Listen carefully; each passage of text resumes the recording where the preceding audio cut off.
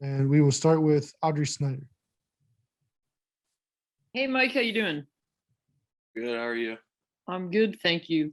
I wanted to start by asking if you've been working at center this spring, and is that kind of where you see yourself being? Because obviously you'd rep there quite a bit behind Mike Minute before.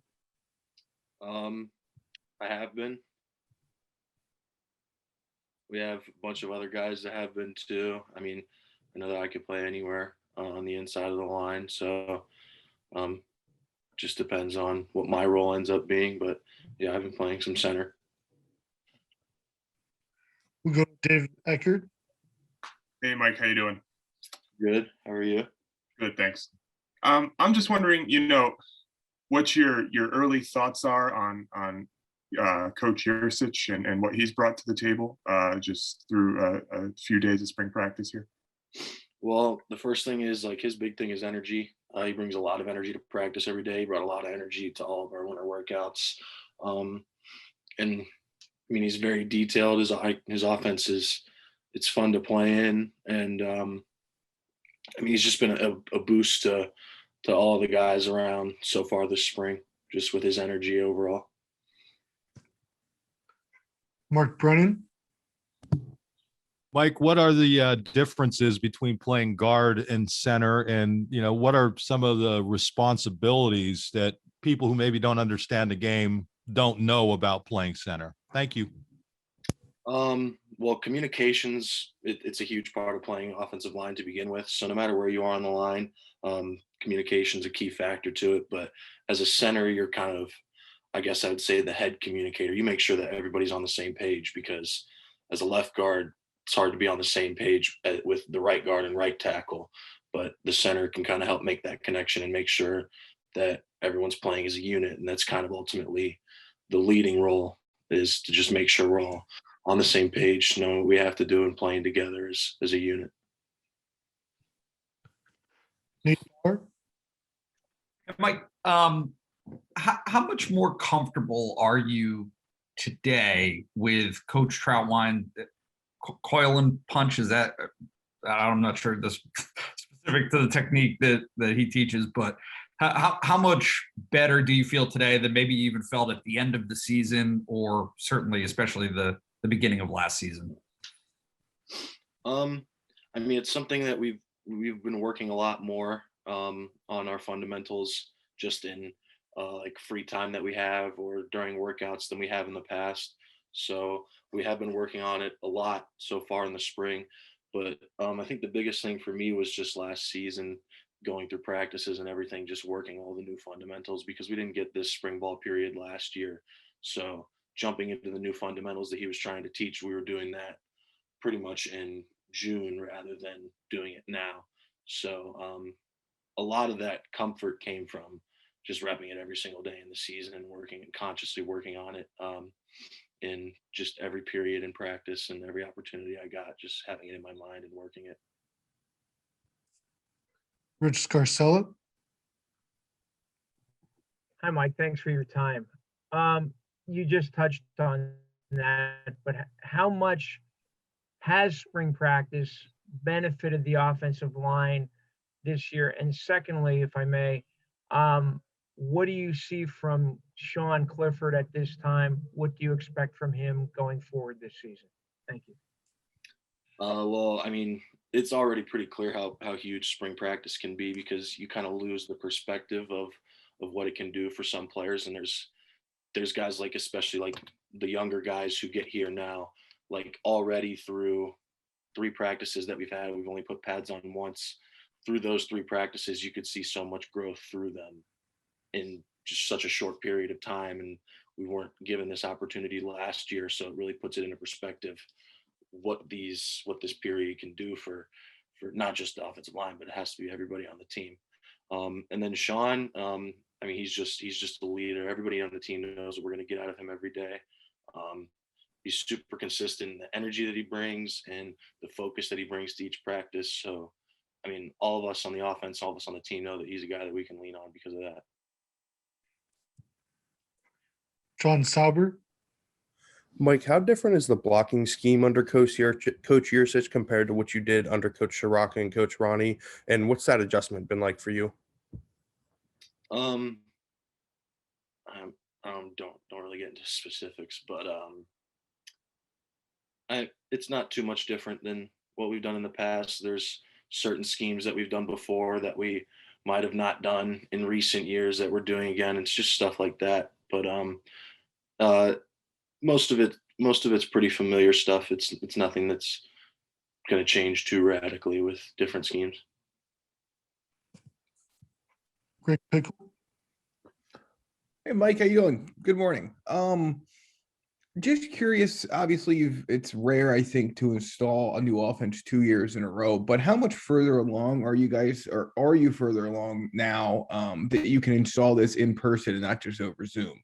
Kind of going back to what your answer was about spring practice and guys taking a step after just 3 practices. I was about to say that goes along with what I said earlier. Like even last year too, another thing that we lost that we kind of took for granted and didn't have that perspective was meeting time.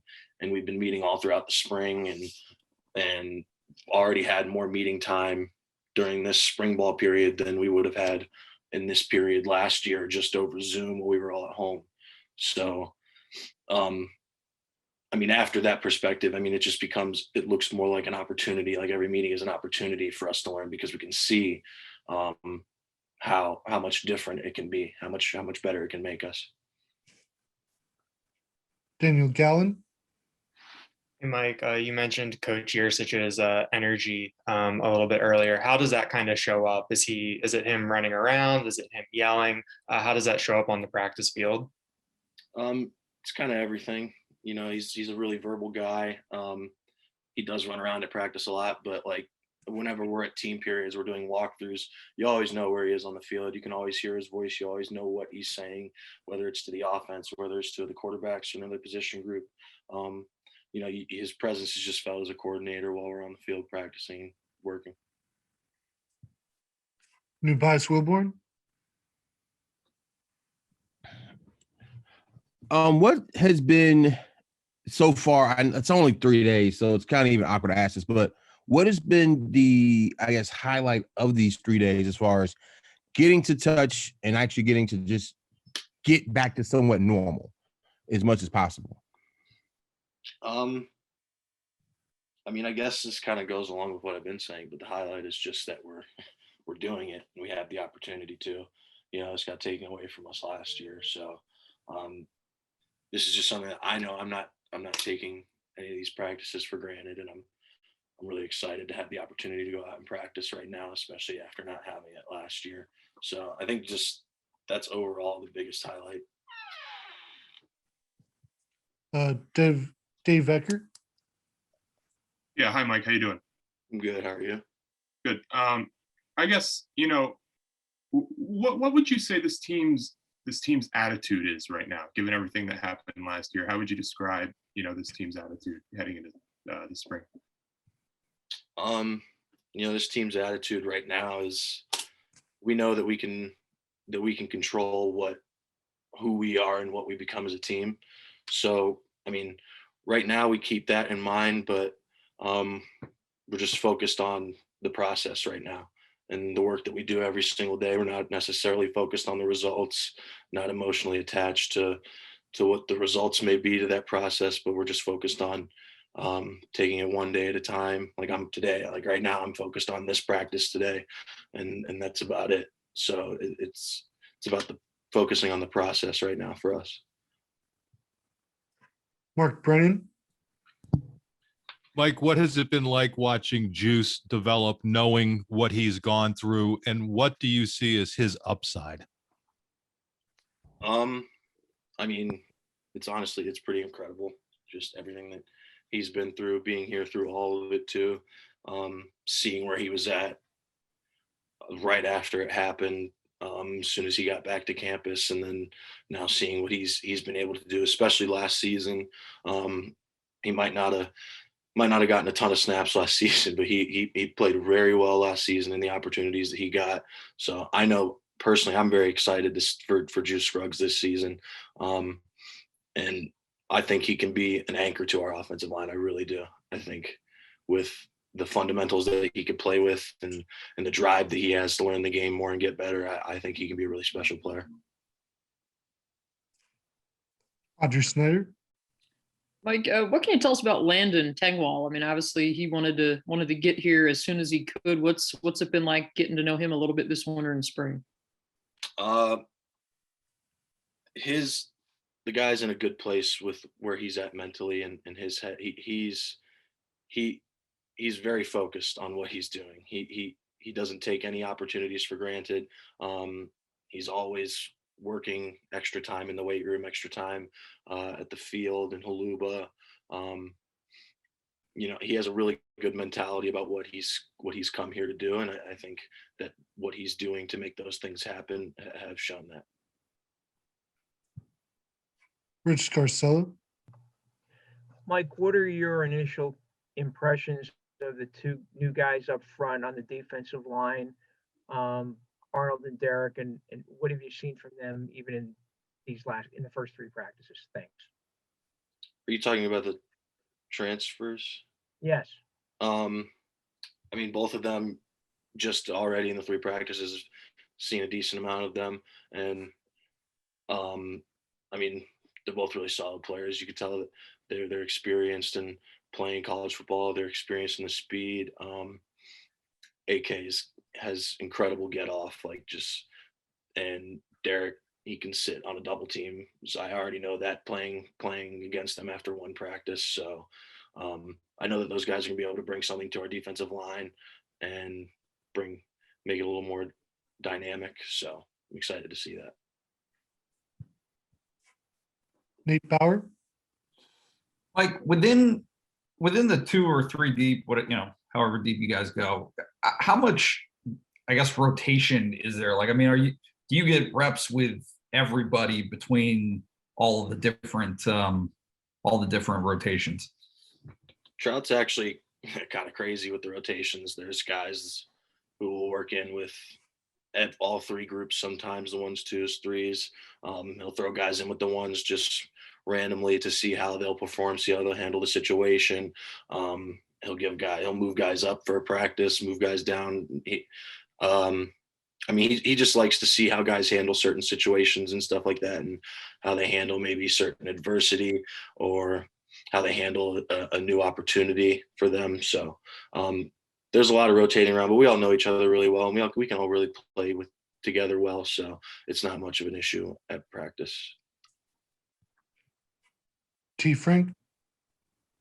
Hey, Mike, how you doing? I'm good. How are you? I'm doing well. The last couple of years, there's been a lot of stability along the offensive line with Will, Mike, and Rashid kind of having relatively set spots. I know that Will was doing a little bit more moving last season, but for the most part, those 3 guys were in those 3 positions. This spring, there are a lot more openings. There's a lot more starting positions up for grabs. What's it been like playing with so many guys that have position versatility and having all of those spots open? What's that situation been like for everybody? It's honestly, it's kind of cool because we have so many guys that can play at so many different spots, and there's a lot of depth here, and there's so many guys that I know I can trust to go out on the field on a Saturday and win us a game. So I think the biggest thing is at certain spots, there's so much competition between like a handful of guys. It's not just 1 or 2 guys competing for a spot. There's a good handful of guys competing for multiple different spots and all over the line, whether it's one guy competing for a spot on one side and the other. There's competition all over right now. So I think that's the biggest thing. There's a lot of guys who have the talent to play here. The tempo is a big thing for him, and we do a lot of different things with it. We try to be very versatile with the tempo that we can use as an offense, because we think it can be an advantage for us. And honestly, most of it is just we think that we can have an advantage in the 4th quarter, and we think that we can wear down a defense over 4 quarters playing at the tempo that we do, and we think that we can be in better shape. Nate Bauer. Just to maybe build off of Mark's question a couple of questions ago, how have you processed the era of the transfer portal? Just from off season to off season, not knowing teammates coming back or coming in, how have you kind of dealt with all of that? I mean, I don't really have an opinion on the whole transfer portal. If guys are making a decision that they think is best for them, especially guys on my team, like I'm always going to support the guys that I've played with who I know sacrifice with me. Like I'll support the decision that they want to make if they think it's the best decision for them. But at the same time, I'm at Penn State. I'm here. I'm focused on Penn State and what we're doing right now. So